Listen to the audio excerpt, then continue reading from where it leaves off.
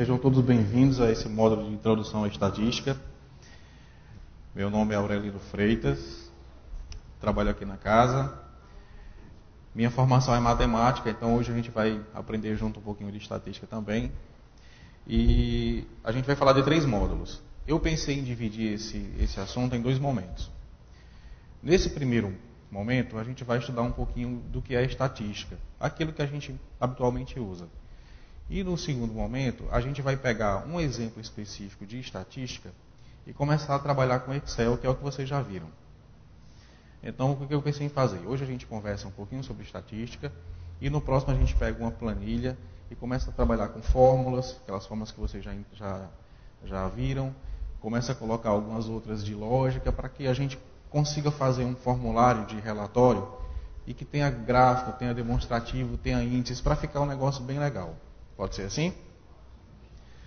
Bom, tem um escritor que eu tenho muito apreço por ele, que é Raimundo Neto, que eu tive a oportunidade de ver um texto dele, onde ele fala que no século passado, na Praça do Ferreira, algumas pessoas se reuniam para falar de poesia, de literatura, de história, de política.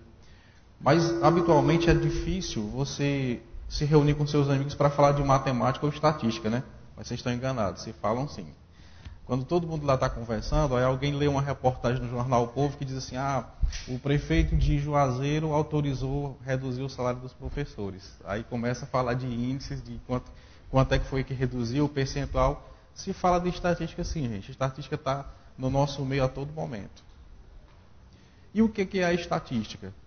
A estatística, a grosso modo falando, ela é, na verdade, um tipo de comunicação, que ela usa uma linguagem complexa, mas completa para ser entendida, que é a matemática. Então, ela usa esse meandro da matemática para que essa informação chegue para a gente de forma compilada e que a gente possa entender. Quando você pega qualquer jornal que fala sobre economia, que você vê um determinado gráfico, ali tem estatística nela. E você consegue ver. Por quê? Porque um gráfico, ela na verdade é uma figura. E geralmente a gente entende mais as figuras do que os números. Então, por que não juntar esse número com essa figura, com números, e poder entender isso de uma maneira bem clara? É isso que a gente vai estudar aqui junto hoje, tá bom? Vocês podem acompanhar a apresentação, ela vai estar disponível no sistema para vocês assim que a gente terminar, e eu vou acrescentar o outro também para a gente vir bem afiado em Excel na próxima aula, tá bom? Vamos lá. O que é a estatística?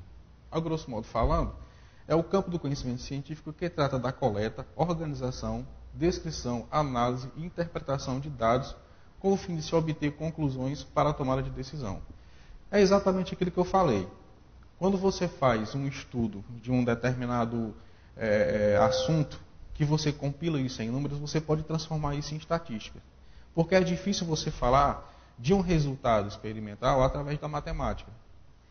Você falar de um resultado que uma empresa pode ter através de uma equação de segundo grau, usando máximos e mínimos, é difícil.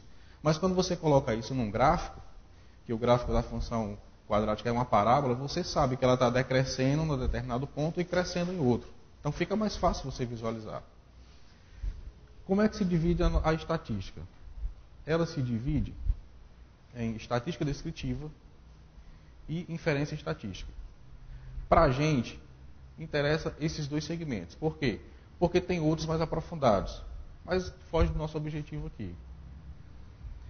A estatística descritiva, em sentido mais amplo, a estatística descritiva pode ser interpretada como uma função cujo objeto é a organização de fenômenos da mesma natureza, coleta de dados numéricos referentes a esse fenômeno, a organização e classificação desses dados, observada a apresentação através de gráficos. É aquilo que eu já falei. Você faz um estudo através da matemática ou de uma outra ciência e você compila isso tudo para a estatística. Isso aí é a estatística descritiva, que o nome já está dizendo, você está descrevendo uma certa ação que você fez. Já na inferência estatística, ela se refere ao processo de generalização feito a partir de resultados particulares. Consiste em obter e generalizar conclusões para tudo, como base do particular. Ou seja, quando você vê nas reportagens dizendo que a preferência do governo está alta ou está baixa, ele está exatamente usando a inferência estatística, porque ele pega um percentual e ele aplica para o todo. Depois a gente vai ver só as definições disso aí para ficar mais claro ainda. A estatística das demais ciências. Eu vou passar aqui adiante, porque a estatística está aplicada a qualquer área que você possa imaginar. Em todas as áreas do conhecimento, você pode fazer uso da estatística para compilar uma informação e ser melhor interpretada. Conceitos importantes da estatística. População. É exatamente aqui, a nossa sala hoje. Existem, talvez, algumas pessoas aqui que quando você fala de matemática ou estatística tem uma verdadeira aversão. Mas tem outras que quando ficou sabendo, vai ter aula de estatística, já, opa, eu vou porque eu gosto. Então, essa população aqui, ela pode ser dividida entre pessoas que gostam e pessoas que não entenderam, não têm apreço, não simpatizam muito com a disciplina. A amostra. Se eu pegar aqui as pessoas que gostam de estatística, eu estou pegando uma amostra do nosso conjunto. Fica claro. É fácil de ser entendido esse conceito. E a variável? Em qualquer estudo envolvendo indivíduos, objetos, fenômenos da natureza, estamos interessados em algumas características dos mesmos, que chamamos de variáveis. Ou seja, quando eu estou pegando um determinado grupo, selecionando de um conjunto maior um subconjunto, eu estou utilizando algumas variáveis para fazer o nosso estudo. Vocês estão acompanhando direitinho? Até agora está claro? Está rápido? Dando procedimento. Os tipos de população. Nós temos população finita e infinita. Isso aí é bem trivial. Infinita eu posso contar. Infinita eu não posso contar. Finita eu consigo quantificar. A amostragem é a técnica de extrair amostras de uma população. Ela pode ser probabilística e não probabilística. Quando a gente fala de estatística, também a gente pode falar um pouquinho de probabilidade. E todo mundo acaba falando de probabilidade hoje. A probabilidade do meu time ganhar, de acontecer um determinado fenômeno, de chover, de não chover, então você acaba utilizando isso. Quando a gente começa a se aprofundar na estatística, a gente tem que ter um domínio também de probabilidade, que não vai ser bem o nosso caso aqui. A gente vai passear pela estatística sem interferir muito. Eu acho que isso é um modo mais avançado. E quando tiver, aí a gente consegue avançar nisso aqui. Probabilística, tipo de amostragem. A probabilística aleatória, simples, estratificada, sistemática e conglomerado. Não probabilística, inacessibilidade de toda a população. Amostragem intencional, amostragem por voluntários. Tipos de variáveis, elas podem ser qualitativas e quantitativas. Qualitativas, quando os valores estudados não são números, ou seja, raça, área de estudo, meio de transporte. As quantitativas, quando os valores estudados são números, ou altura, peso, alguma coisa que você possa quantificar. Subclassificação das variáveis. Elas podem ser qualitativas, elas podem se classificar como nominais e ordinais. Nominais, quando o dado se apresenta de forma qualitativa. Aquilo que eu já falei, sexo, altura, cor da pele, estado civil. Quando a gente faz a inscrição, está fazendo a inscrição no Enem, a gente está respondendo também um questionário estatístico. Quando a gente coloca lá que raça a gente pertence, ele pega aqueles dados e faz uma compilação para depois pegar todos aqueles números e mostrar de uma outra forma. Que é exatamente o que a gente faz no secretariado. Quando você tem um perfil dos seus alunos, você acaba quantificando isso, qualificando de forma, usando a estatística, para quê? Para que os relatórios que venham a ser pedidos, que você faz e que ajudam o governo a mostrar esses dados, sejam todos preparados dessa forma. Facilita a maneira de interpretar. Ordinais, quando atribui ordem, grau de instrução, conceito escolar, etc. As quantitativas podem ser discretas, que são as variáveis numéricas, e as contínuas, variáveis numéricas obtidas através de processo de mensuração. Um esquema de classificação, eu vou ter variáveis, qualitativas, que podem ser nominais ou ordinal, quantitativas, discretas ou contínuas. Todo mundo está acompanhando direitinho? Eu estou achando vocês assim um pouquinho parado, parece que estão com sono. Está com sono? Bom, vamos fazer só um testezinho aqui. O estado do Ceará, computadores ligados à internet no ano de 2000. Variável 1, custo das mensalidades. Qual é o tipo dessa variável? Estou perguntando.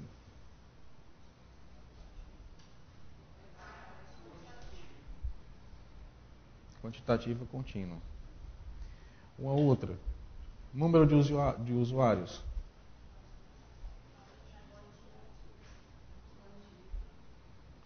Discreta. Nome do provedor.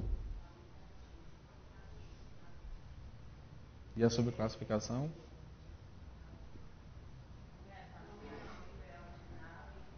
Nominal.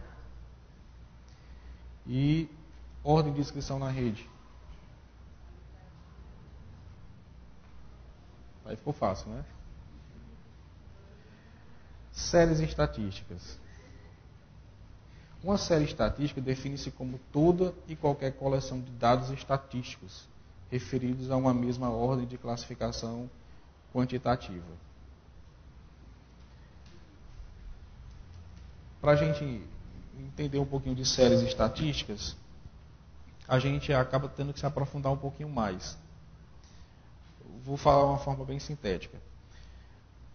Quando a gente vai fazer uma pesquisa eleitoral, por exemplo, a gente vai pegar determinados dados por bairro de Fortaleza, por exemplo. E você vai ver números que se repetem nessa pesquisa, números completamente distintos.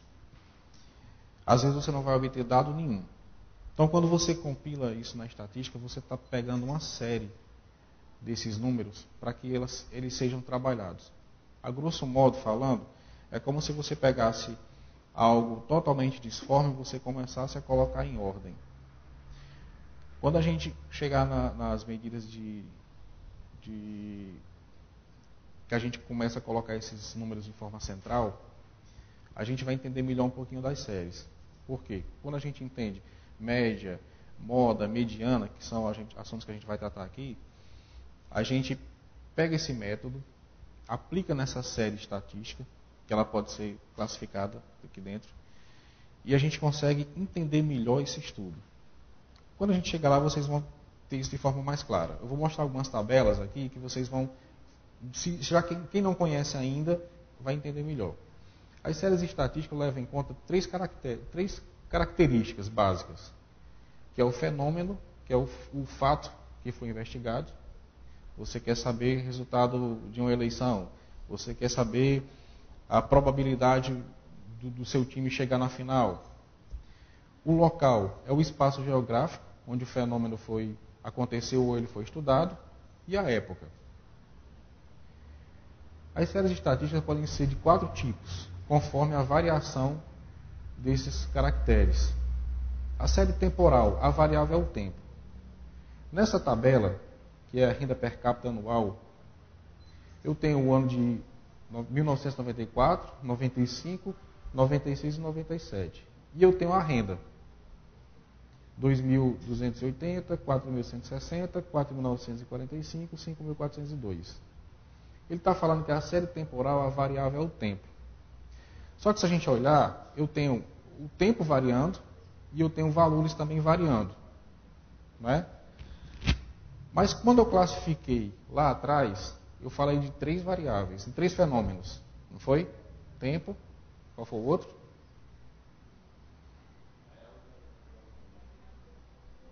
A época e o local. Quando a gente olha essa tabela, o que está variando é o ano. E eu estou estudando exatamente a variação desse valor no decorrer do tempo. Então essa série, ela é temporal, por conta disso. A série geográfica, que vem a seguir, a variável é o local.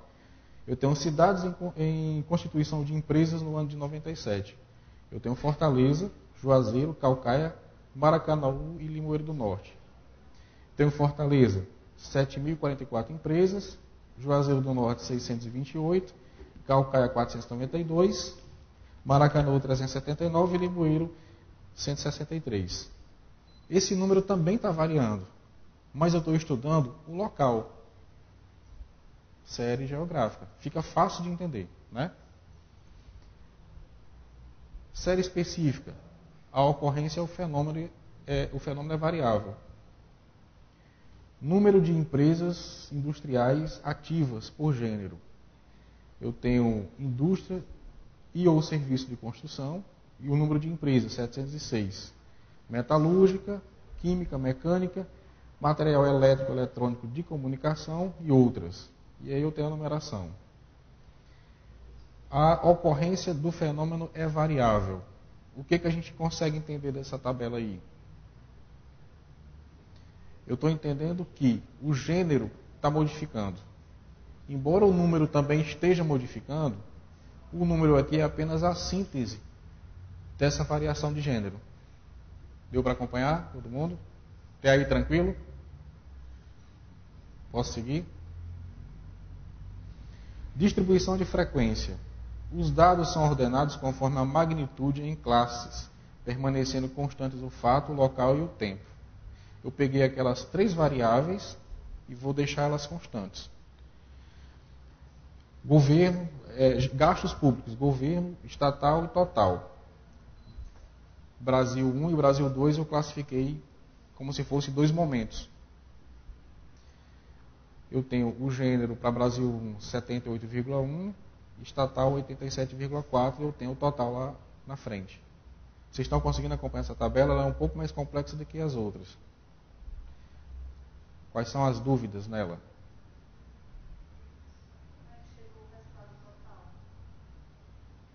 No total da coluna ou o total da linha?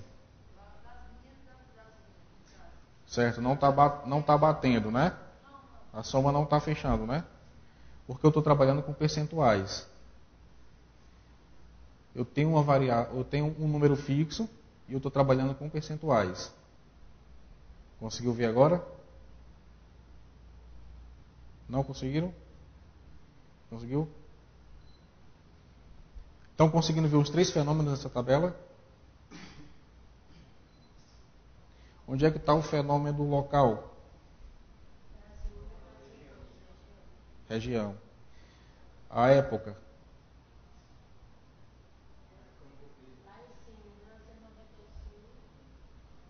Aí é o ano de referência. Ali é o ano de referência da tabela.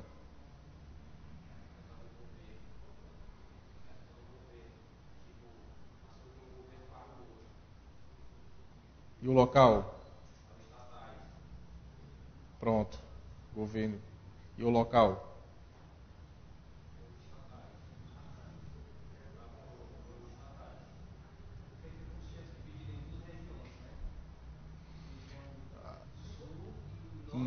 Não. Não.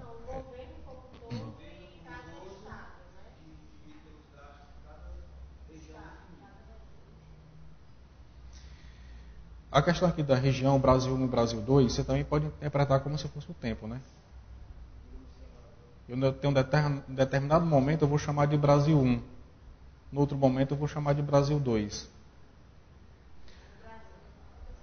No local, o local eu posso ter também um local de estudo como se fosse o governo em geral e o governo estatal.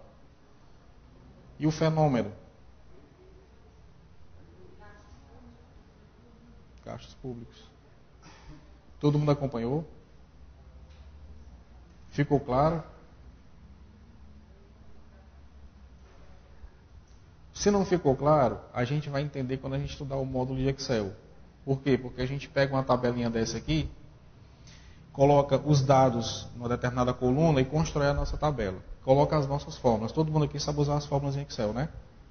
Ou só aquelas 4? O básico. Pois é. No nosso próximo encontro, a gente vai colocar um estudozinho de condicionais, que quando eu alimentar uma determinada coluna, as outras vão ser preenchidas automaticamente.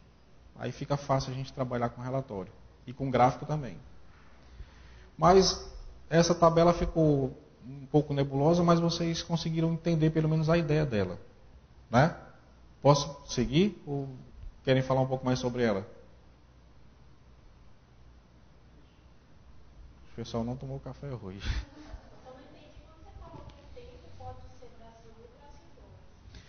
Não, isso aí é região. Eu estava falando o seguinte, eu também posso interpretar Brasil 1 e Brasil 2 como dois momentos. Eu posso ter um momento, digamos, o primeiro semestre do ano, eu posso classificar como Brasil 1, é só uma nomenclatura. É só uma nomenclatura, eu não estou dizendo que é isso. Tá? Eu também posso, na verdade eu estou dizendo que quando eu trabalho com distribuição de frequência, essa tabela nos conduz a determinados equívocos. Tá? Eu posso interpretar, tem lá a região. Região é o que? É o local. Mas eu posso interpretar Brasil 1 e o Brasil 2 como se fossem dois momentos. Não estou dizendo que é. Não. Eu acho que é isso que está confundindo. É porque, na verdade, Brasil 1 e o Brasil 2, quando eu digo que é região, eu posso interpretar isso como se fosse um momento.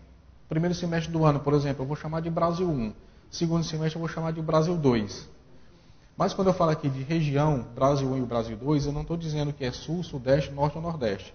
Eu posso dizer que a região estudada, que eu estou chamando de Brasil 1, é num determinado momento, e Brasil 2 é outro momento, mas a mesma região. Estão entendendo? É isso que eu estou falando. A distribuição de frequência, ela às vezes nos conduz a certos equívocos, por conta das classificações que a gente faz. Quando a gente pega uma planilha com dados reais, que eu vou tentar trazer uma planilha com dados reais do nosso cotidiano, e a gente fizer a nossa distribuição de frequência, vai ficar bem mais claro. Por quê? Porque a gente vai conseguir classificar da maneira que a gente quer. Quando você está fazendo a sua tabela, com a sua planilha, você classifica da maneira que você entende.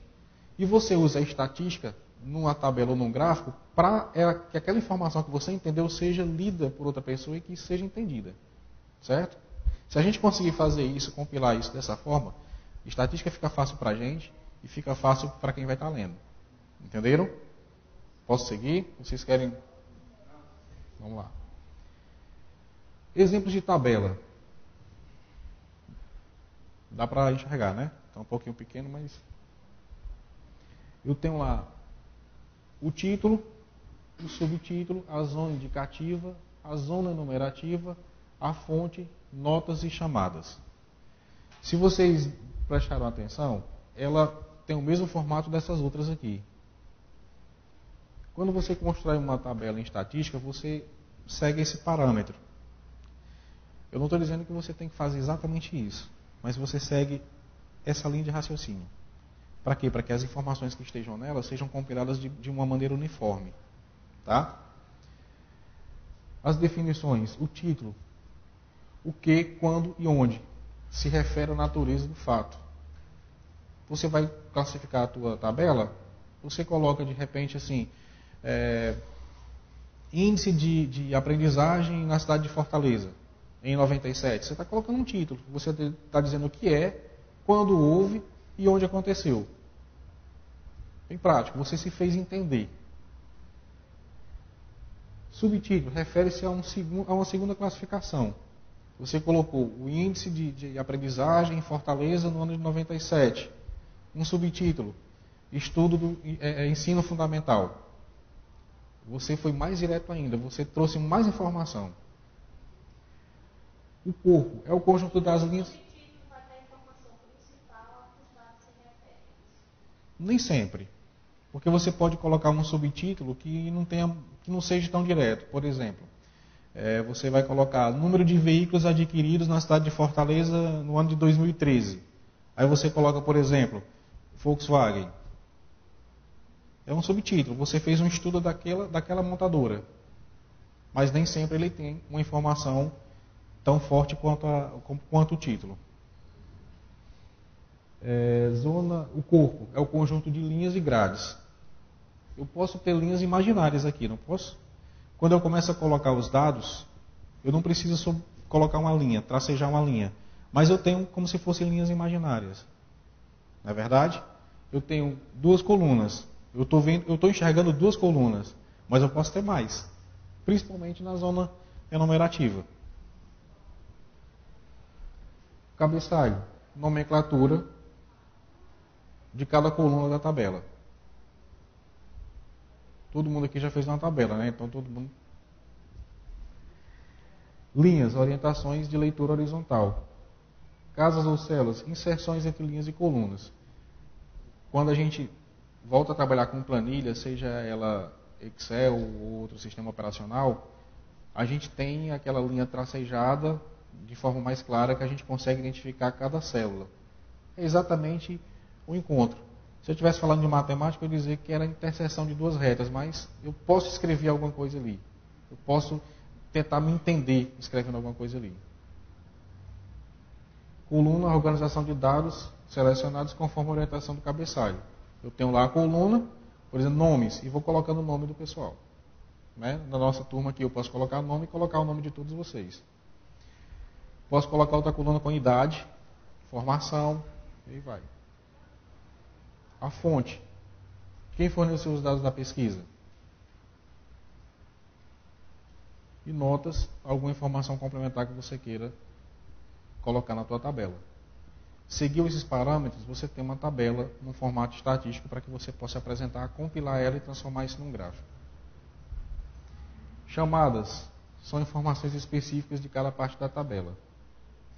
Deixa eu voltar aqui, só para a gente ver a nossa aqui. Eu tenho lá o título. Ceará, número de empresas industriais ativas por gênero, em 91. Eu tenho o gênero, ali, na coluna gênero, eu tenho o título da coluna, eu tenho o número de empresas, que é na zona numerativa, eu tenho a fonte, nessa tabela eu não tenho chamada. Mas eu poderia colocar uma chamada lá embaixo. Deixa eu ver se na outra aqui tem.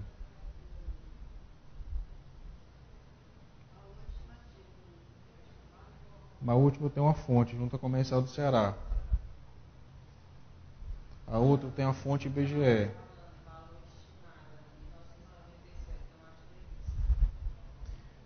Exato. É porque 97 possivelmente não estava concluído, tinha mais coisa para pesquisar.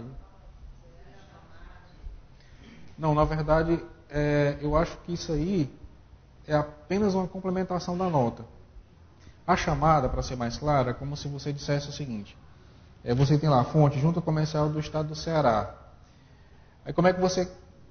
Qual é a informação que você pode compilar para ela se transformar em uma chamada? Lá de acordo com o que a gente falou. Estou perguntando isso para vocês, eu já estou com a resposta na cabeça. Quando você tem essa tabela, a segunda tabela, cidades em construção, você tem lá a fonte, Junta Comercial do Estado do Ceará. O que você pode colocar como chamada? Não vem nenhuma ideia assim.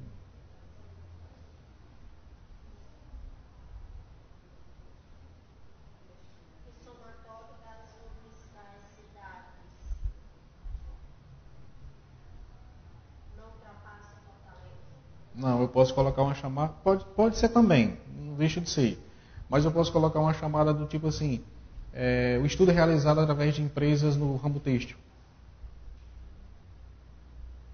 Pode ser uma chamada, não pode?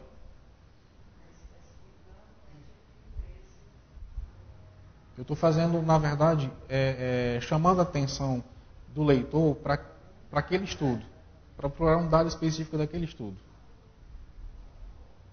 A gente vai construir a nossa, a gente vai colocar a nossa chamada também.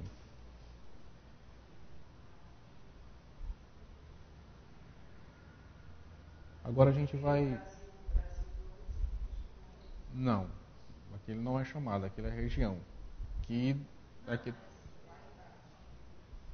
Não é nota.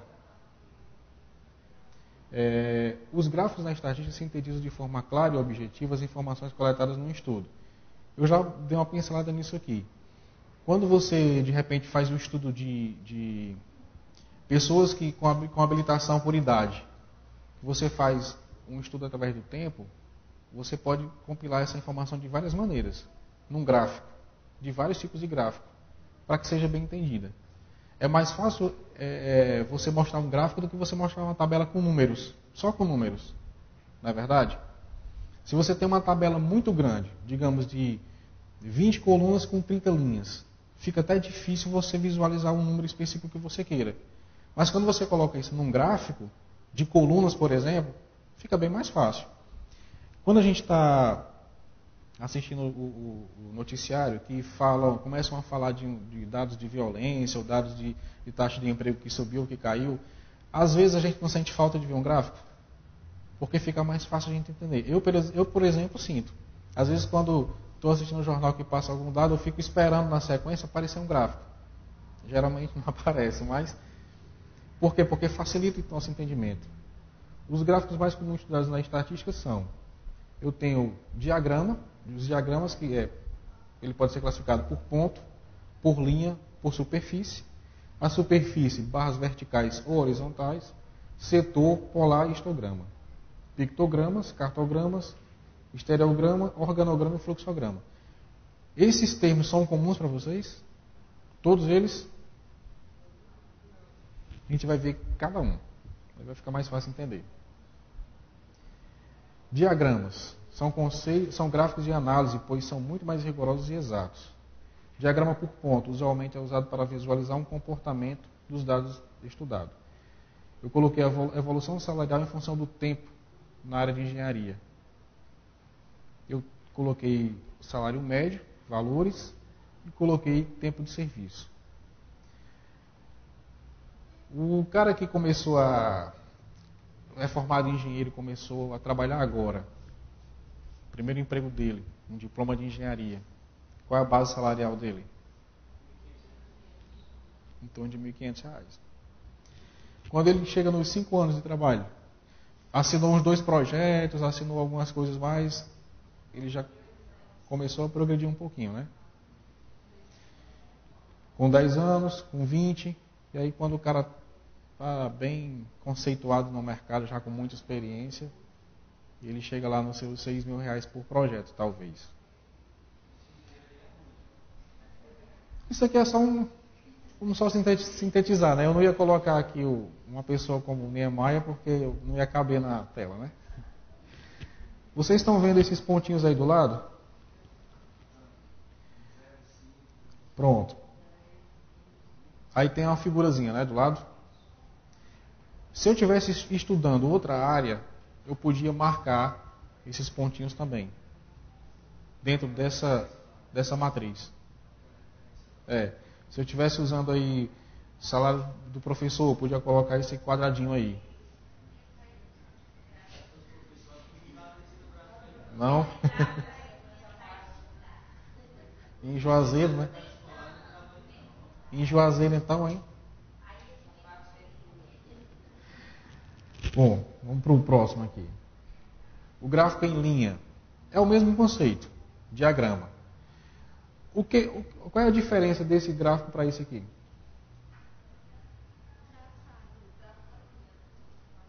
Pronto. E o que essa linha traz para a gente? A ideia de continuidade. Crescente os dois são, né? Mas dá uma ideia de continuidade. Não tem muita diferença. Às vezes é melhor de você olhar um gráfico em linha. Mas o de pontos vai dar a mesma coisa. Em colunas, você vê a evolução em cada mês. Esse aqui é mais fácil de você visualizar. Parece assim que fica mais suave, né? O de barras, a mesma coisa da coluna. O que foi que você fez? Você inverteu a sua classificação. O bom de tudo isso é que você constrói todos esses gráficos aqui numa planilha. Todo mundo no Excel sabe construir gráfico? Não fica fácil compilar? Eu acho que eu escutei alguém dizendo não.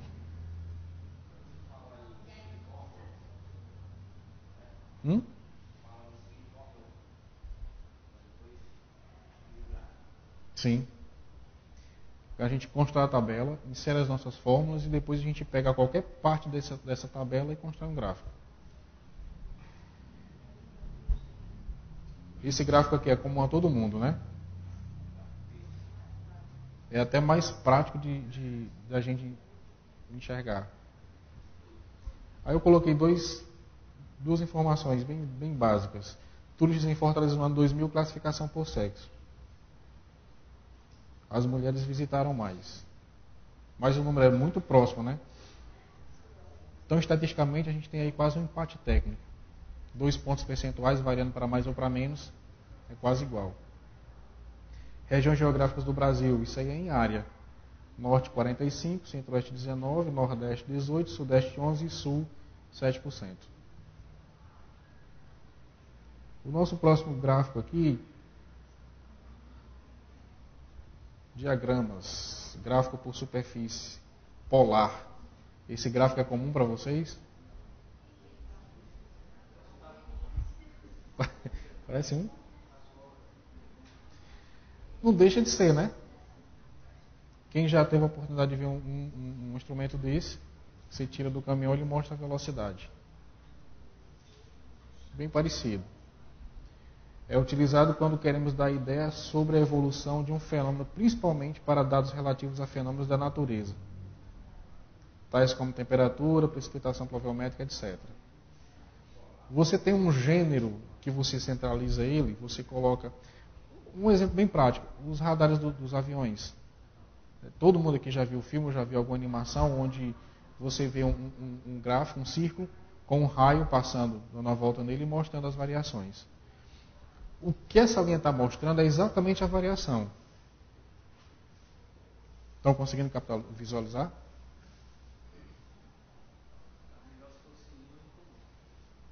Mas aí ele está mostrando a mesma informação. Só a figura que mudou um pouquinho.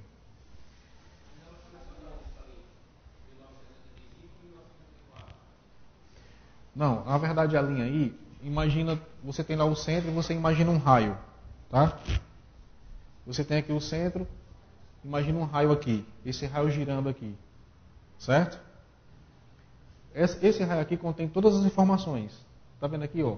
500, 1000, 1500, ele contém todas as informações. É como se ele fosse o eixo X.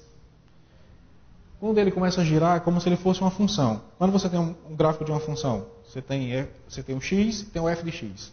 Eu estou buscando um pouquinho da informação da matemática. Uma função linear, né, uma reta crescente ou decrescente, é exatamente isso aqui. A função ela está girando. E cada ponto desse é o resultado. Entendeu? Isso.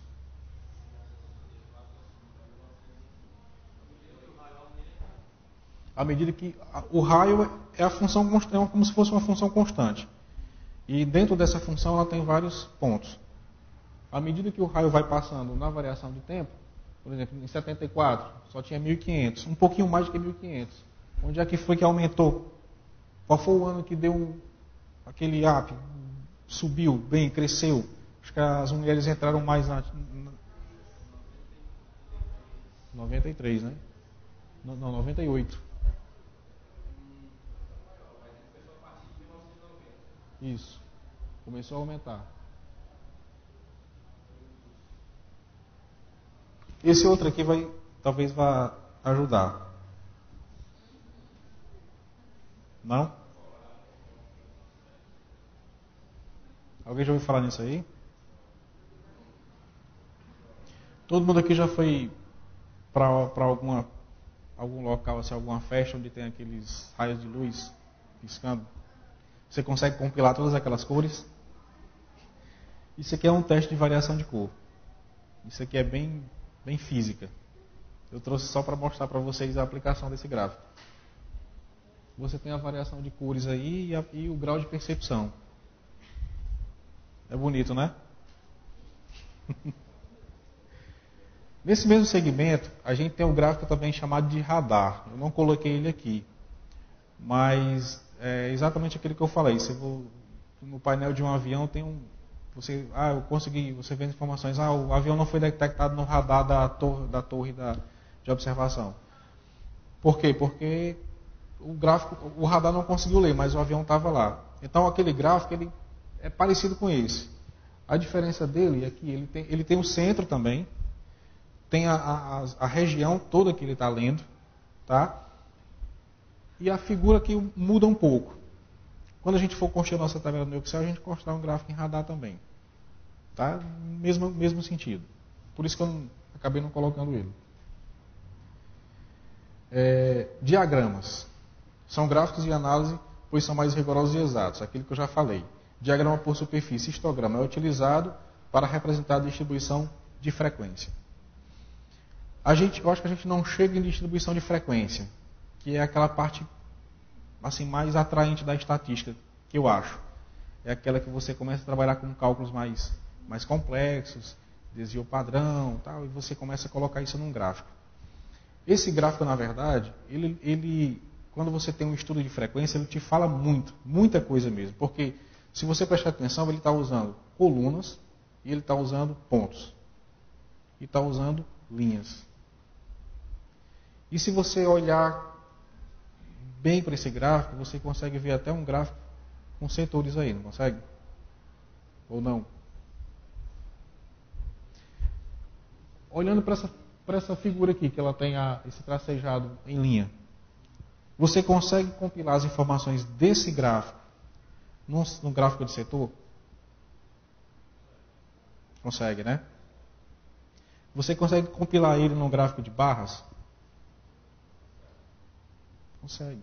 Por quê? Porque ele é bem completo. Apesar de no primeiro momento ser complexo, ele é bem completo. Pictograma. Quem olha para esse gráfico aí já sabe, né? Não tem muito o que falar. São usados desenhos de pessoas, produtos, etc. Em geral, alusivos à variável em questão. Se eu não tivesse colocado título nenhum aí, todo mundo já sabia o que era, né? Fica fácil visualizar.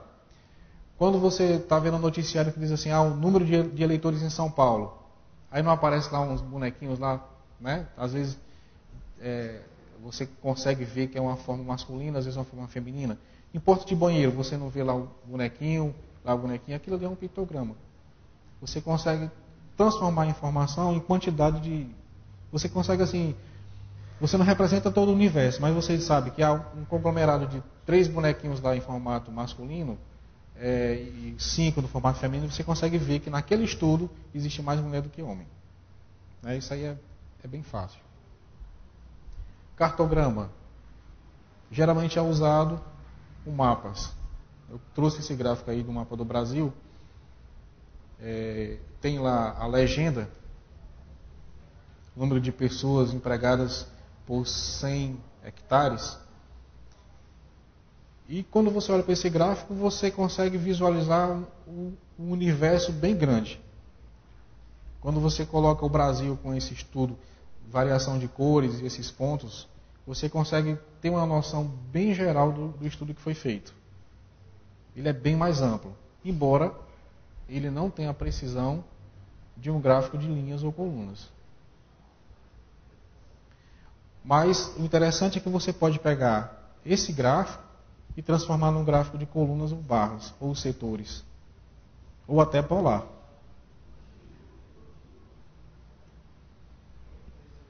Estereogramas são gráficos desenhados em 3 dimensões. Você consegue ver como se você tivesse... É a mesma coisa da barra, mas com um pouquinho diferente. Sendo que com 3 dimensões, você consegue colocar até 3 variáveis. Não dá para colocar? Organograma representa a distribuição de funções em uma empresa ou organização. Isso aí todo mundo já viu, né? Isso aí é bem comum para a gente. Fluxograma é o esquema para descrever o andamento da ordem de uma linha de montagem ou para descrever a ordem do programa de computador. E a gente começa a chegar numa parte interessante, que são operações matemáticas na estatística. Aí foi estabelecida uma regrazinha, que a gente vai entender ela agora, vai dar uma lida nela agora, para a gente fazer esse arredondamento. Regra bem prática. Eu tenho o exemplo 12,675,44798. Aí eu coloco aí, quando o valor da quarta casa decimal for 0, 1, 2, 3 ou 4, O arredondamento é feito desprezando os valores a partir da quarta casa. Estão conseguindo acompanhar? Quarta casa decimal. Assim, o arredondamento do número proposto acima teríamos 12.675. Ou seja, do 4 em diante, eu dispensei.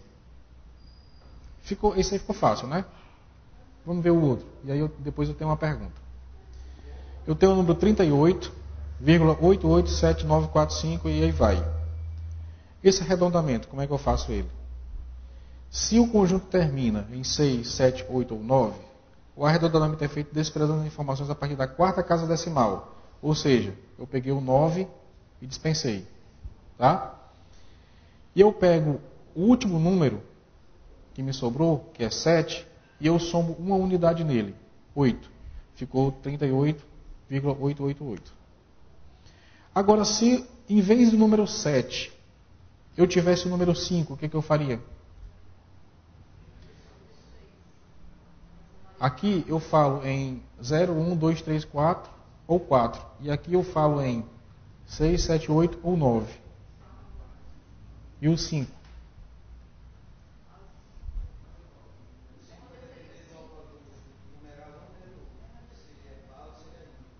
É? E aí como é que você faz?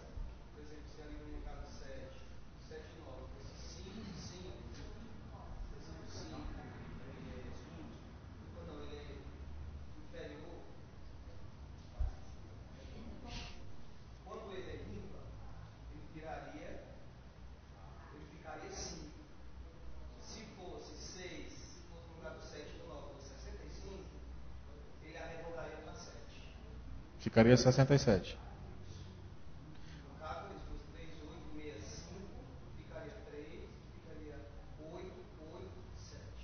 Todo mundo acompanhou? Não? Repete aí mais alto, meu amigo. Gostei da tua explicação. Repete aí mais alto.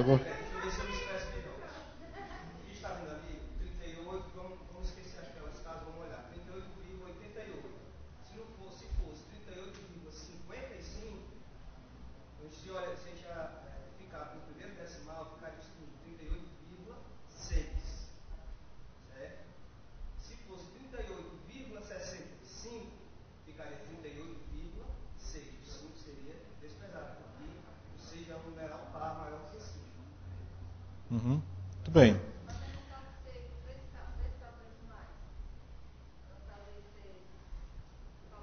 Ele falou em 2 casas decimais, exato. Sendo as 3 casas decimais, você faz o mesmo procedimento. Nas 2 últimas, você faz o mesmo procedimento nas 2 últimas. Ou então um negócio bem prático, deixa o 5. Mexe não. Somatório.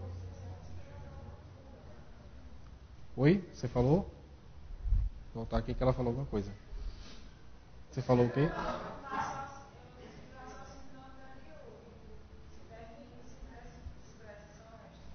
Sim, é. É aquilo que eu falei, despreza o restante, deixa só o 5. É mais prático, você não precisa fazer nenhuma conta. Porque ele deve ser da área de exatas, é bem preciso, né? Operações matemáticas na estatística, continuando. Somatório. Todo mundo aqui sabe o que é um somatório, né? Era bom se a gente somasse essas cifras no final do ano, né? Seria perfeito. O somatório, ele obedece uma regra já definida. O que é essa regra definida? Eu vou dizer o seguinte, eu tenho um determinado conjunto e eu quero somar parte desses números desse conjunto. Então eu defino essa regra. Do tipo, eu tenho um conjunto de números primos. Eu quero pegar esses números primos e elevar ele ao quadrado. E eu quero somar os 50 primeiros números primos. Com essa forma, com esse formato. Eu defini o conjunto. Qual é o conjunto? Números primos. Eu defini o universo. Qual é o universo? A quantidade de até 50. E eu defini a regra. Qual é a regra? Ele é elevado ao quadrado. Né? Então isso aí eu tenho uma forma genérica do somatório.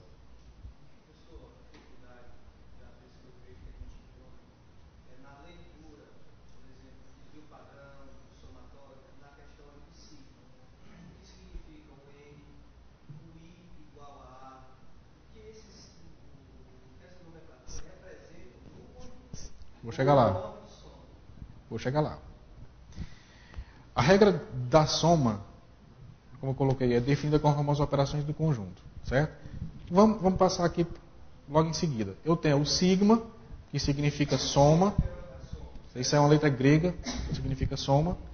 Eu tenho aqui embaixo i igual a 2, e eu tenho lá em cima 100, certo? Se você olhar para a regra de cima, você tem o sigma, você tem i igual a a, e você tem n lá em cima. Aí eu coloquei ali, regra da soma, a regra que você tem que seguir, certo? Vamos pegar essa figura de cima e vamos olhar lá aqui embaixo. Eu tenho o sigma, eu tenho i igual a 2, certo? E eu tenho 100. E esse x ao quadrado é o quê?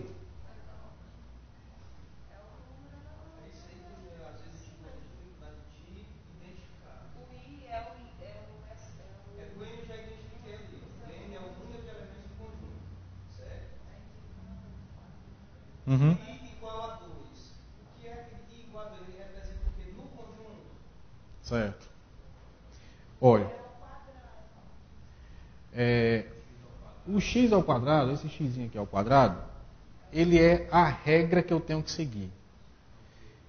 Ele é como se fosse uma função. Tá? Eu estou dizendo o quê? Que eu quero fazer a soma dos elementos dessa função obedecendo esse critério aqui. Eu estou dizendo que x ao quadrado é o que eu tenho que fazer. Certo? Agora eu tenho que fazer esse x ao quadrado onde? No conjunto. Não, o x, eu podia ter ali y ao quadrado ou a ao quadrado. O que está, você tem um sigma, tá? O que está na frente do sigma é a regra que eu tenho que seguir. É a sua função. Se eu tenho um x ao quadrado, eu tenho que pegar os elementos desse conjunto e elevar ele ao quadrado. Mas não é só elevar ele ao quadrado, eu tenho que somar esses elementos ao quadrado. Tá? E quais são esses elementos? Esses elementos, o primeiro elemento é o 2, que eu estou dizendo que i é igual a 2, e o último elemento é 100. Tá? Ou seja, eu estou pegando um intervalo desse conjunto, onde eu digo que o primeiro elemento, i, ele é 2, e ele vai até 100. Tá? Então isso é o quê? É a soma ao quadrado dos números pares, a soma dos números pares ao quadrado, que ele vai do número 2 até o número 100. Isso, é o intervalo. E aí eu tenho 2 é o primeiro ao quadrado, mais 4 ao quadrado, mais 6 ao quadrado, até 100 ao quadrado. Tá? O último elemento. Ficou claro agora?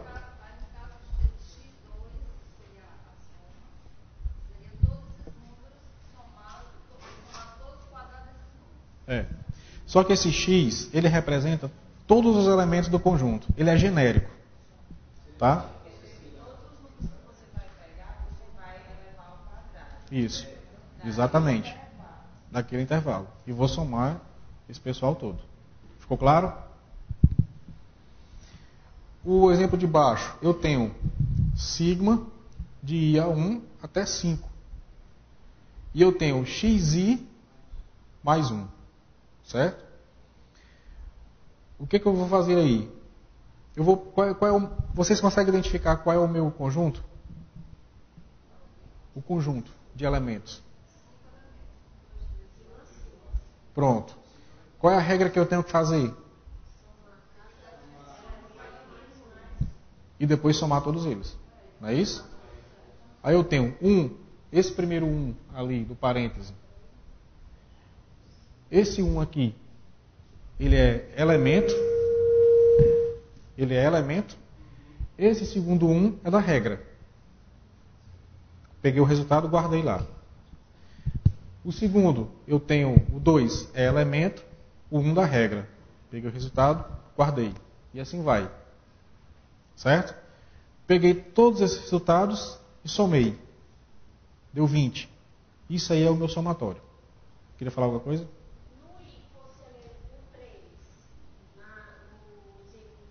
Uhum. Então seria a partir do 3 até o 5. A partir do 3 até o 5. Quer dizer que I não é uma razão. Não. E não é razão, ela é o Não. primeiro elemento a É, partir eu estou até dizendo, o último elemento. eu tô dizendo que I é o primeiro elemento. Sim? Não. De acordo com o que tiver demonstrado, o I sempre vai ser, eu vou partir dali Até o cima. É. O que está embaixo do sigma é o início, o que está no em cima é o final. Tá? Eu pego esse intervalo. E faz sentido. Estou começando aqui, eu tenho um somatório, chego aqui no final.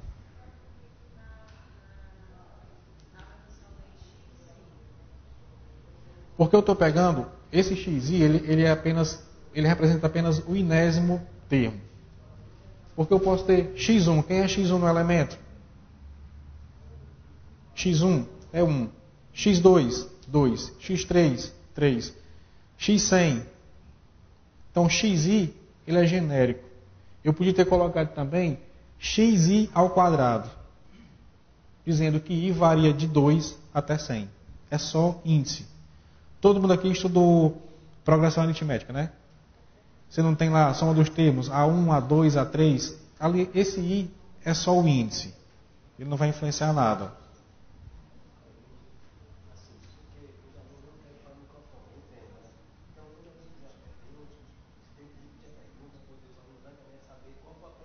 Ah, tá. Tudo bem. Mas por que o pessoal não quer falar no microfone? Tem vergonha?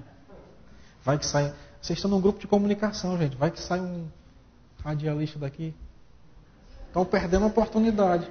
A oportunidade bate a porta, a gente pega. Dando seguimento. Porcentagem ou percentagem. Tranquilo, né? Cada professor vai receber 100% de aumento no salário no final do ano. Ótimo. Aí todo mundo sabe calcular esse percentual, né? Mas quanto é que vai ficar a gasolina se ela subir 2,5%?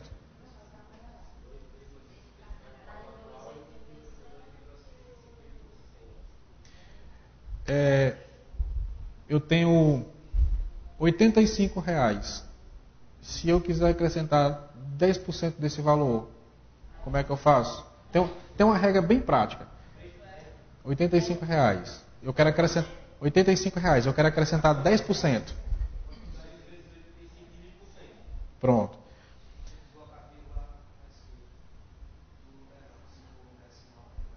Também. Agora uma outra regra prática. Você não está acrescentando 10%?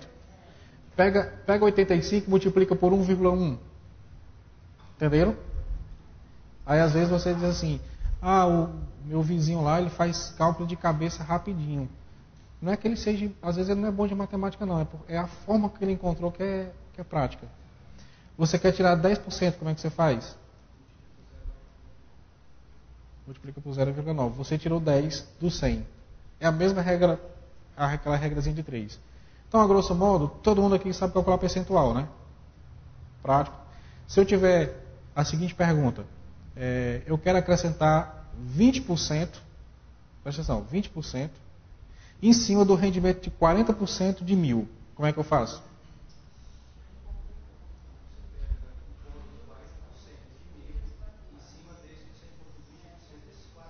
Pronto. Eu tenho um determinado caminho. Eu quero acrescentar 20% sobre 40% do rendimento de R$ 1.000. O que eu faço? Eu pego 1.000, acrescento os 40%, depois faço os 20%. Exatamente. Algumas vezes dá certo você somar o percentual e multiplicar, às vezes não. Nem sempre dá. Então não vão fazer isso não, que às vezes a gente vai... Se você receber uma oferta do tipo, coloca um percentual aí para a gente lidar de rendimento, não faz da maneira correta, que senão você pode ganhar menos. Bom, eu coloquei aqui a regra da cadeia para constar. A regra de 3 para constar. Mas todo mundo domina isso aqui bem, né? Razão. Todo mundo domina a razão bem. Todo mundo lembra lá da 6ª série. Bom, vamos lá, razão. Primeiro eu vou pegar uma fração. Tá? 1/2. Isso quer dizer o quê? Quando eu digo assim, receita de bolo, né? Falar aqui de receita de bolo. Eu quero colocar um quarto de leite e um terço de creme de leite, por exemplo. Eu estou falando de razão.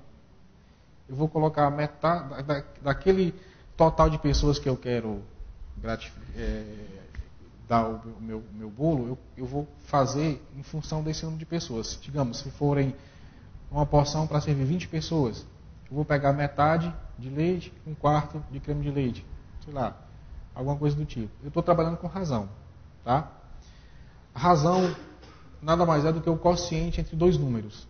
Quando eu falei 1/2, eu já disseram assim, metade. Então você já tem a noção de razão. 1/2 é metade. Eu tenho um terço, eu tenho um quarto e por aí vai. O que complica, na verdade, é a operação com essa razão. Mas só o estudo da razão em si não é complicado. O que vai exigir um pouco mais de dedicação é quando você começa a trabalhar com números proporcionais, diretamente proporcionais ou inversamente proporcionais. Tá? Talvez você se depare em algum problema na estatística que você tenha que dominar isso. Mas é difícil. E se você se deparar com isso, você vai estar trabalhando numa planilha eletrônica que fica fácil você resolver.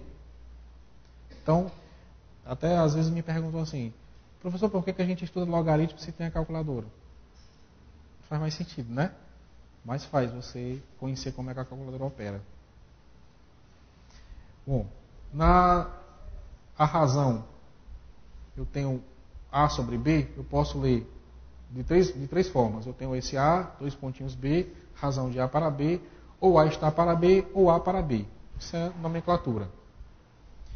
O numerador, em razão, eu digo que é o antecedente, e consequente seria o denominador ou quociente. Propriedades. Essa é bem prática, todo mundo conhece. Se eu tenho um terço, multiplico por 4 quartos. Na verdade, tem um equívoco aí.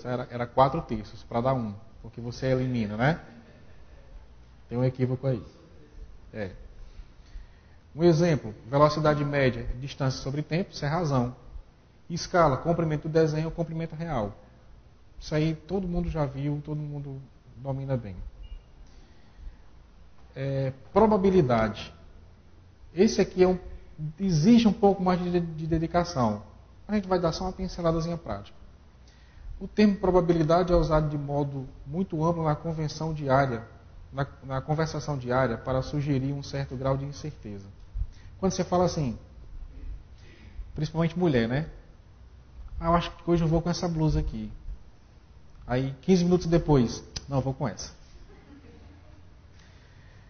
Quando ela fez um estudo probabilístico. Quando vai, principalmente, os homens aqui vão entender muito bem o que eu vou falar. Tira o sábado para fazer compra. Aí você já, meu Deus do céu, você já fica deprimido. Aí você vai, né?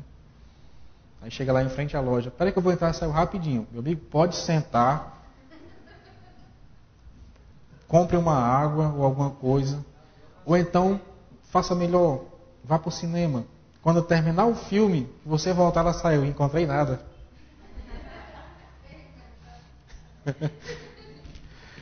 Bom. É porque a mulher não percebe. Estão me falando que não fazem parte dessa regra. É porque a mulher não percebe que faz. Mas estão todas inseridas no mesmo conjunto. Bom. Não é. Conceitos básicos da probabilidade. Eu tenho um experimento aleatório. É aquele que pode se repetir infinitas vezes. Por exemplo, a ação de jogar um dado e verificar o resultado. A face que caiu para cima. É um experimento aleatório. O que eu falei aqui, por exemplo, da escolha da blusa que vai sair, é um experimento aleatório. Ela tem uma variação enorme para escolher lá no armário dela. Né? Espaço amostral é o conjunto de todos os resultados possíveis do experimento. No caso, quando você faz um estudo de cara ou coroa, né, jogar a moeda, você tem aí os possíveis resultados. Primeiro, você pode ter cara e coroa, cara, e aí vai. Isso aí é bem básico para a gente entender um pouco de probabilidade. Geralmente, todo estudo de probabilidade começa com isso aqui, para que a pessoa entenda, né? É trivial. O evento, qualquer subconjunto do espaço da amostra. Eu tenho aí um subconjunto dos lançamentos que eu fiz. Eu posso ter cara e coroa, coroa e cara. Cálculo equiprobabilístico. Digamos, eu tenho um espaço amostral. Esse S1 não é numeração, é índice, tá? S1 é o primeiro elemento, S2 o segundo, S3 o terceiro e Sn seria o enésimo elemento. Diremos que é obedecido o modelo equiprobabilístico quando as probabilidades associadas a cada elemento, a cada evento elementar, SI e I, entenda-se que é índice, esse I pode ser 1, 2, 3, 4, 5 até N, ou seja, eu estou englobando todos os elementos do conjunto, são as mesmas, ou seja, a probabilidade de SI é igual a 1 sobre N. Vamos colocar isso em números. Você chega no supermercado e você vê 3 tipos de leite. O leite tipo A, B e C. Aí eu pergunto para vocês, qual a probabilidade de você pegar o tipo B? 1/3. O que eu estou dizendo nesse enunciado aqui é exatamente isso. É porque quem estuda matemática quer falar bonito e acaba se complicando. É exatamente isso. É melhor escrever na matemática. É. Aí eu falo aqui, complementando. Nesse caso, o evento A... Oi? Nesse evento A, S1, S2, S3, do espaço amostral S, teremos a sua probabilidade dada por probabilidade de acontecer A é 1 sobre N. Ou seja, se eu tenho N elementos, a probabilidade de eu pegar só um, de acontecer só um, eu pego ele e divido por todos os outros. Que nesse caso, eu teria 1 sobre N, mais 1 sobre N, mais 1 sobre N, porque eu tenho 3 elementos, seria 1/3. Uma fórmula que sintetiza isso é a probabilidade de A, N de A sobre N de S. Números possíveis, números que podem acontecer sobre os números possíveis. É bem prático. Talvez, se vocês precisarem usar um pouco de probabilidade, seja isso aqui. Mas aí todo mundo já sabe, né? Antes de eu falar, já disseram a resposta. E aí chegamos às medidas de tendência central. O que vocês entendem por medidas de tendência central? Nada. Alguém disse nada. Se eu falar assim para vocês, eu tenho numa avenida, uma avenida reta, eu tenho 10 carros. Eu tenho 11 carros. Eu tenho 11 carros, tá? Eu tenho 5 carros na cor branca. O 6º carro é vermelho. E os outros 5 carros é azul. Qual é o carro que está no meio? O vermelho. Ele está no centro. Quando eu pego 1, 2 e 3, eu somo. Isso aqui dá quanto? 6. Se eu dividir isso por 3, dá quanto? Qual é a medida que está no meio dessa sequência? 2. Entenderam o que é medida de tendência central? Eu sempre tento chegar ao meio dessa sequência, ao meio desse conjunto. Tá? Entendido isso, entendemos todas as outras médias. Não é prático? Às vezes é só um modo de leitura. Média aritmética simples. Ela é representada por x e tem uma barra. Eu não consegui colocar essa barra em cima desse x, mas vocês sabem que tem. E aí a gente tem o nosso somatóriozinho lá, a nossa regra prática. A média aritmética simples, ela é dada pelo somatório de i, no primeiro elemento, que vai de 1 até n. E qual é a regra? É o xi. Ou seja, eu vou somar todos os elementos desse conjunto. Tá? Um exemplo, eu tenho 2, 4, 6, 8 e 10. Eu quero a média desses números. Aí eu vou pegar 2, mais 4, mais 6, mais 8 e mais 10, vou dividir por 2. Eu vou ter 6. A média desses números é 6. Média aritmética ponderada. O que vocês entendem por ponderação? Oi?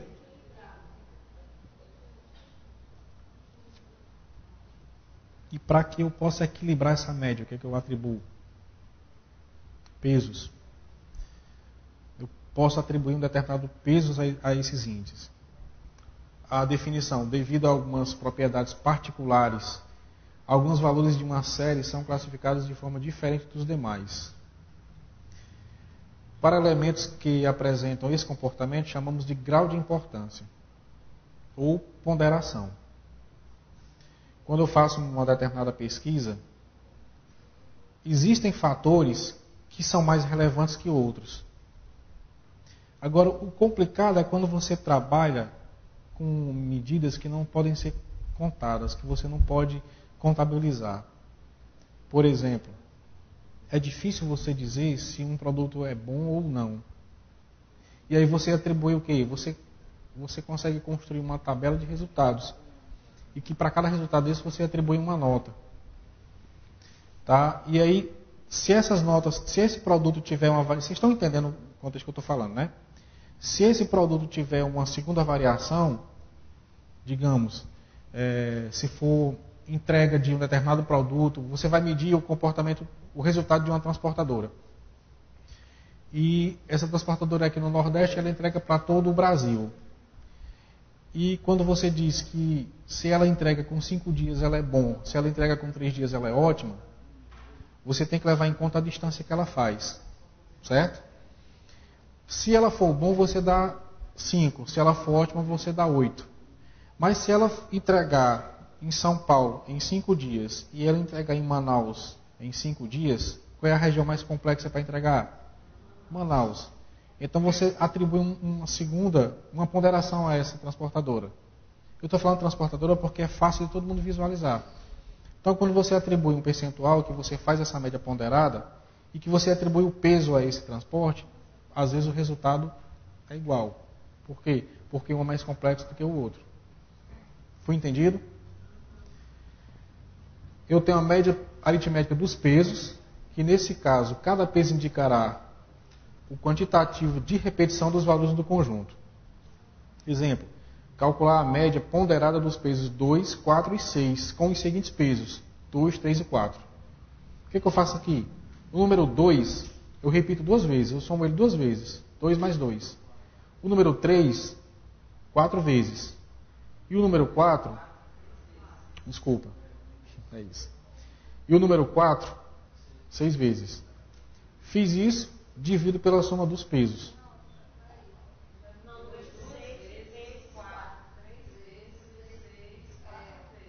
Pronto. 2, 2 vezes. 4, 3 vezes. 6, 4 vezes.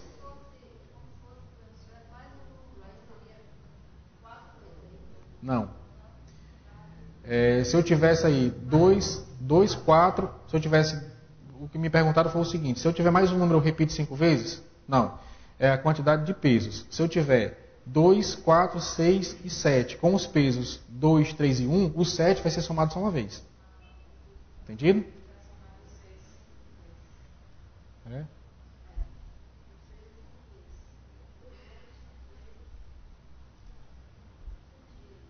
Mas está entendido, né? A média ponderada é a razão entre a soma dos produtos do valor de cada elemento pelos seus pesos e pela soma desses pesos. Existe a diferença: média aritmética dos pesos e média ponderada. A média ponderada eu vou pegar o peso e vou multiplicar pelo índice. Guardo esse resultado. Pego o segundo peso, multiplico pelo segundo índice. Guardo esse resultado. E assim vai. Tenho todos os produtos? Somo e divido pela soma dos pesos. Tá? Por exemplo, 2, 4 e 6, com os pesos 3, 5 e 7, eu vou ter 2 vezes 3, vou ter 4 vezes 5 e vou ter 6 vezes 7.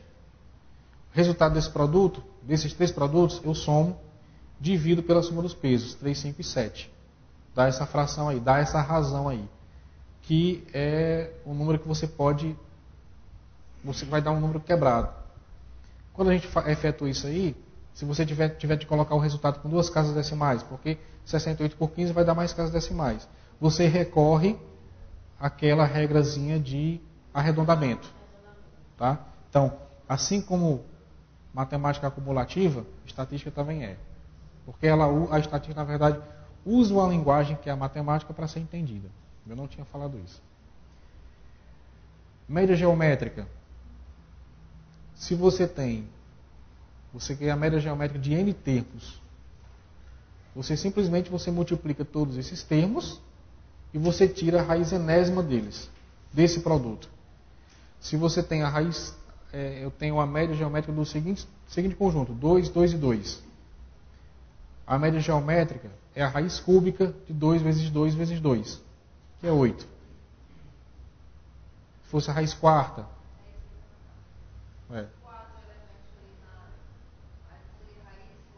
se eu tivesse 2, 2 e 3, seria 2 vezes 2 vezes 2 vezes 3 e a raiz quarta.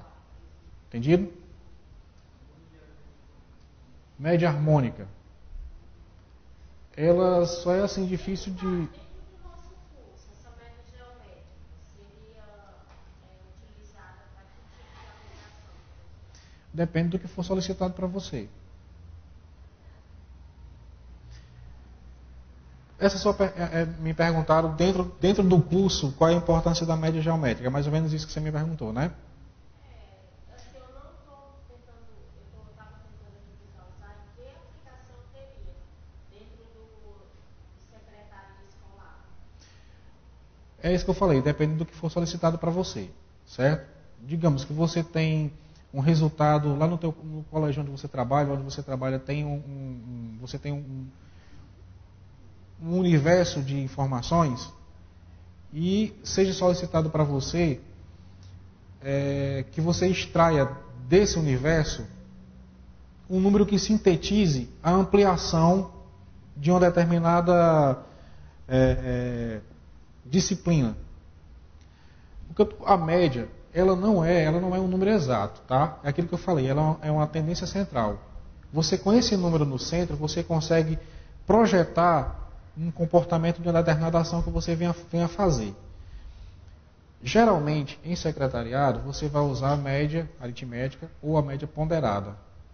Sendo que, se você tem um índice para calcular onde o universo seja muito grande, você usa a média geométrica. Porque você está extraindo uma raiz dela. Essa raiz, também como na média aritmética, ela é central. Entendeu? Nesse momento eu não tenho na cabeça aqui nenhum exemplo claro para te dar. Mas no nosso próximo encontro, a gente pode começar a trabalhar essa sua solicitação na nossa planilha que a gente vai desenvolver. E aí, em cima dessa informação dela, a gente constrói um gráfico e vê esse comportamento. Pode ser assim? Essas informações. Então, pronto.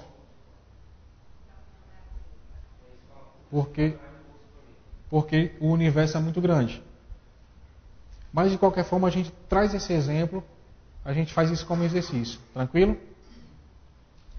A média harmônica é simplesmente o inverso da média aritmética a média é simplesmente o inverso da média aritmética dos inversos. Certo? É usualmente aplicada para cada número inversamente proporcional. Essa média aqui, eu estou trazendo ela para que vocês visualizem que existe ela, tá?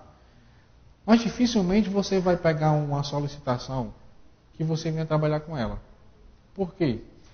Porque além dela ser complexa, ela não diz aquele número que você está querendo enxergar naquele momento. É mais prático você usar o quê? A média aritmética. Por que você tem que calcular o inverso de um determinado conjunto? Tá? Então você traz ela, a gente apresenta ela aqui, você aprende a trabalhar com ela. Se por acaso você se deparar com um problema desse, você sabe como operar, mas dificilmente você vai ter isso solicitado para você. Mas de qualquer forma, suponha que dá um exemplo, numa determinada viagem o carro desenvolva as velocidades, 2 velocidades durante a distância, distintas no percurso. Metade do percurso ele manteve 50, durante a metade restante foi 60. Qual é a velocidade média desse percurso? Aí você aplica essa fórmula, você tem 2, que é o índice, duas velocidades, né? E como quociente você tem 1 sobre 50 e 1 sobre 60. Resolveu essa algebreira aí? Você tem 2,300 sobre 11, que ficaria 54,54. Está vendo a aplicação da média harmônica? É você chegar numa medida de tendência central também. Agora, por que foi usado isso aqui? Porque se você fosse usar as fórmulas da física, né, velocidade, igual a equação de Torricelli, por exemplo, ficaria mais complexo. Então põe isso na média que fica fácil. Aí eu pergunto para vocês, já foi solicitada alguma informação que você usasse média aritmética? Média harmônica? Dificilmente vai ser solicitado. Você está com cara de assustada.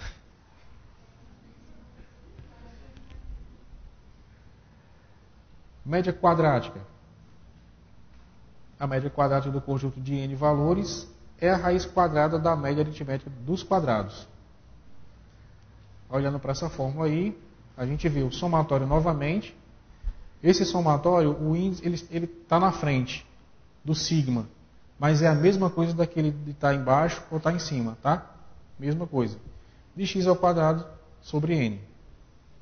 Calcular a média quadrática dos seguintes números, 2, 3, 4 e 5. Coloca na raiz 2 ao quadrado mais 3 ao quadrado mais 4 ao quadrado mais 5 ao quadrado, divide por 4, extrai a raiz desse resultado, vai dar aproximado 3,67. Uma observação, para valores de x positivos, a média harmônica é menor ou igual que a geométrica, é menor ou igual que a média aritmética, é menor ou igual que a média quadrática. Lembrando que todos esses valores, eles tendem a ser centralizados. Ok? Moda.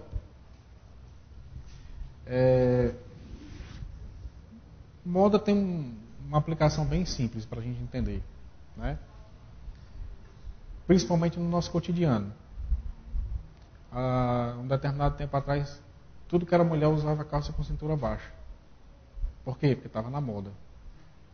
É a coisa que mais se repete numa sequência. Tá? Se você tem uma sequência de números onde você tem 2, 2, 2, 3, 4 e 5, qual é o número que mais se repete? 2. A média dessa sequência qual é? 2.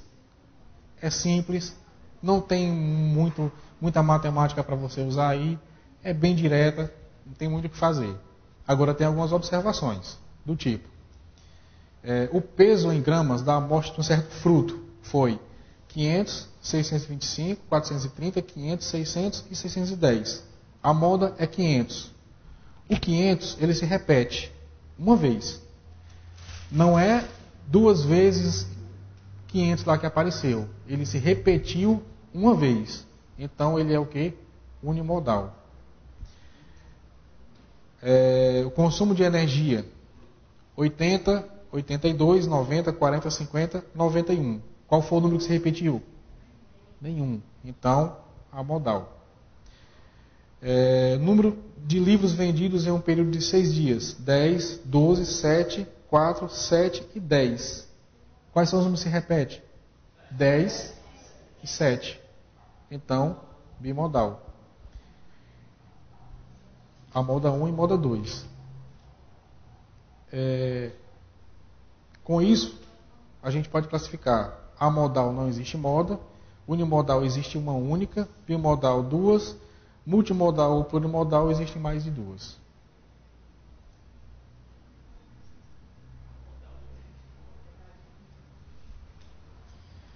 Mediana.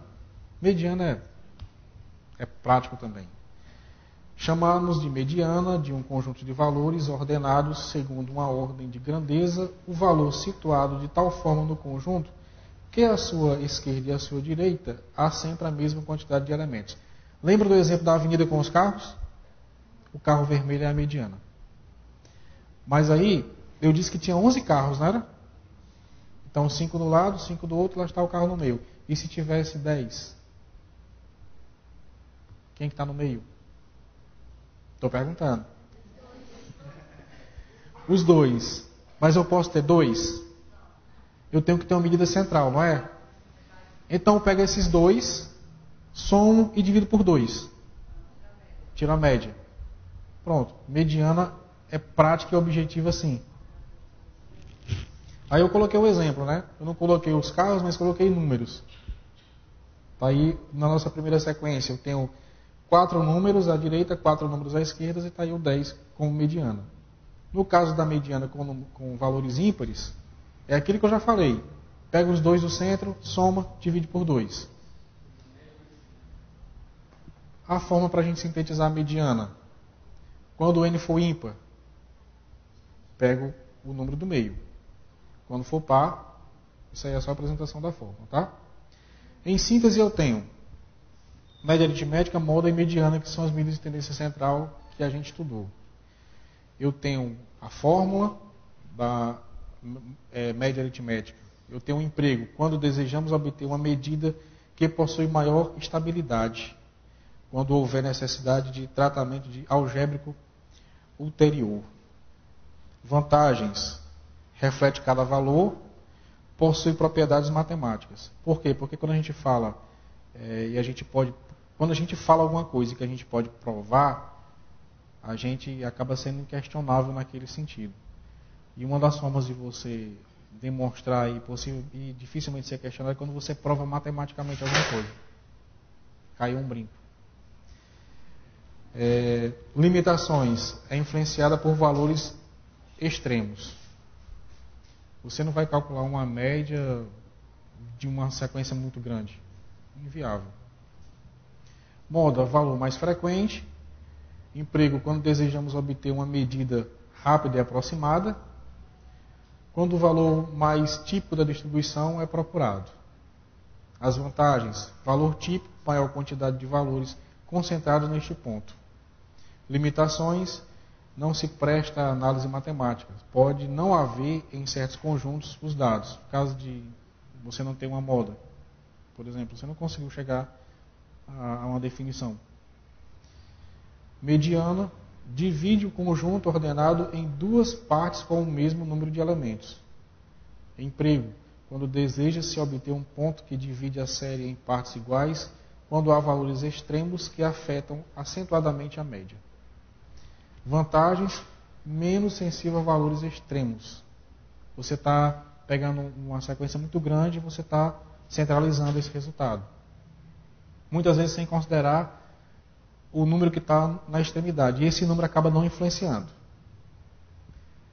Limitações: difíceis de determinar para grandes conjuntos de dados, assim como a média aritmética. Se eu quiser representar numa série.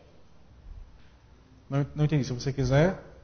Se eu quiser numa série de sala de aula, eu quiser qual a nota que é mais frequente, eu poderia utilizar a moda.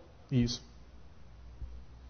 A nota dos alunos que é mais frequente seria a moda. Mas aí o que acontece? A nota mais frequente. Em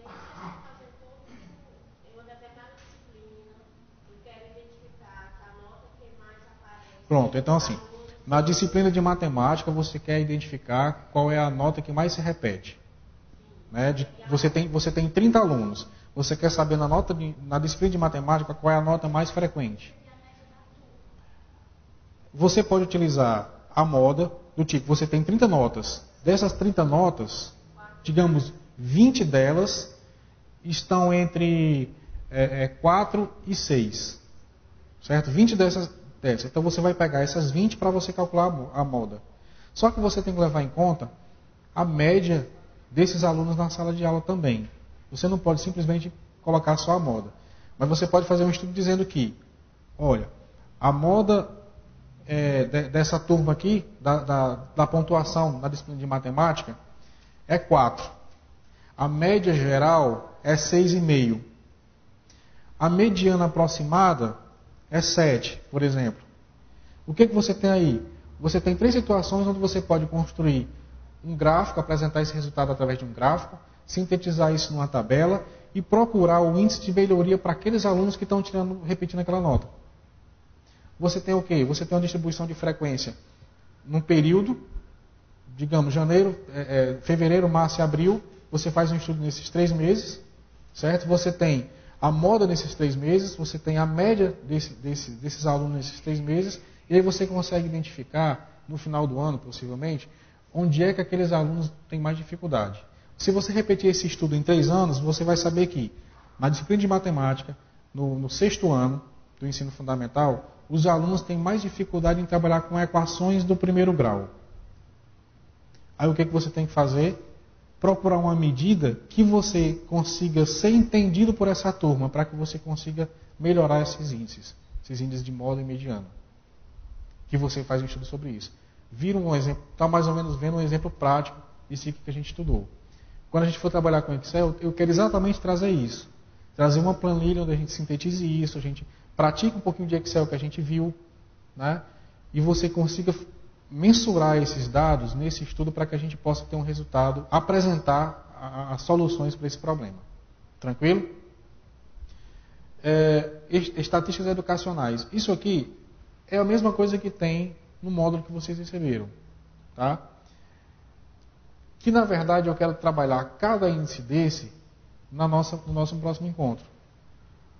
A gente vai calcular a moda, a gente vai calcular a mediana, a gente vai calcular média, as médias que a gente estudou aqui, vai dar um exemplo prático de cada uma delas. Ou seja, eu tenho um exemplo, como é que eu resolvo isso aqui?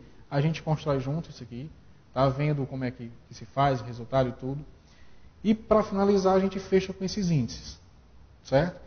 Com isso aqui eu acho que a gente sai entendido de estatística, da aplicação dela, de como é que a gente utiliza essa estatística no nosso dia a dia, e a gente ainda dá uma reforçada no que a gente viu de Excel. Porque geralmente o pessoal tem dificuldade em sintetizar algumas coisas, né? Eu não sei como é que eu estou aí de... Tá legal? Falta 20? Pronto. Eu tenho aqui os índices e eu já finalizo com a apresentação desses índices aqui. Falar de cada um deles é só estar repetindo a fórmula. Agora, como a gente dispõe de um tempinho ainda, eu queria saber de vocês alguma coisa que ficou de dificuldade, que não foi entendido, para que a gente possa trabalhar agora, ou então no nosso próximo encontro a gente possa sintetizar. Eu já sei que eu tenho que trazer um exemplo de média geométrica. Tá? Outra coisa que vocês queiram, de repente, trabalhar ou se aprofundar.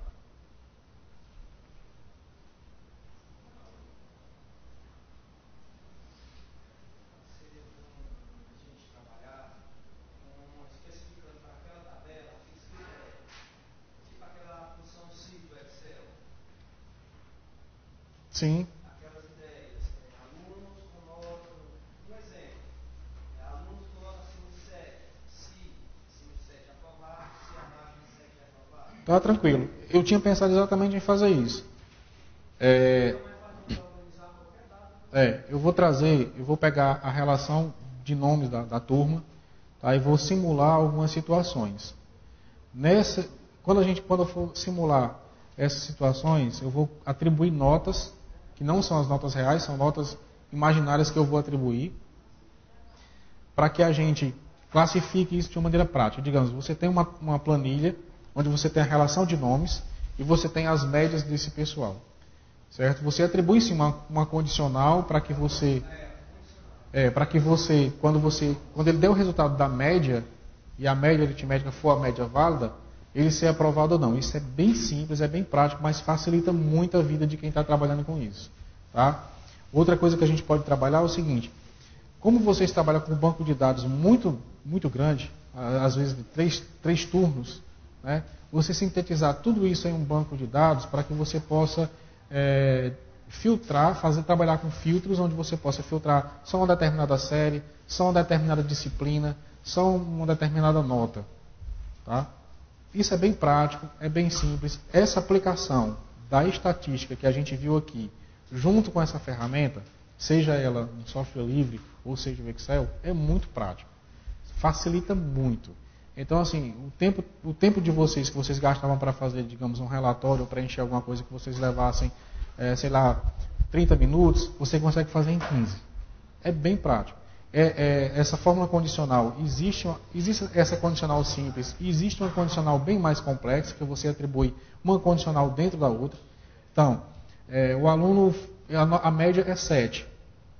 Ele foi aprovado com média? Se ele tirou 7, sim. Se ele foi aprovado, não. Mas se ele tirou, digamos, 6,8 de média, você dá uma outra condicional para dizer se você precisa reaplicar a prova ou não. Tá? Você coloca uma condicional dentro da outra. Você pode localizar esse aluno no seu banco de dados com 2 formulazinhas bem práticas, que é procurar em linha ou procurar em coluna. Isso aí a gente vai trazer também. Tá? Então, assim, estatística, introdução à estatística é isso aqui. Se a gente quisesse se estender mais, eu ia falar de desvio padrão, eu ia falar de outras coisas bem mais complexas, certo?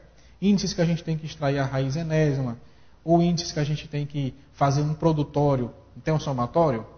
Também tem um produtório, que é produto. Então, isso exigia bem mais de vocês no objetivo do curso em si. Tá?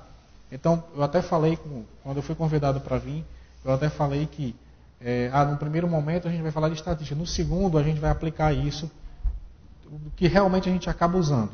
Tá? Então, eu acho que é isso, acho que tem um tempinho aí, mas dá para a gente compilar isso tudo agora. Espero que vocês tenham gostado, espero que eu tenha me feito entender por vocês. Tá? O material vai estar disponível.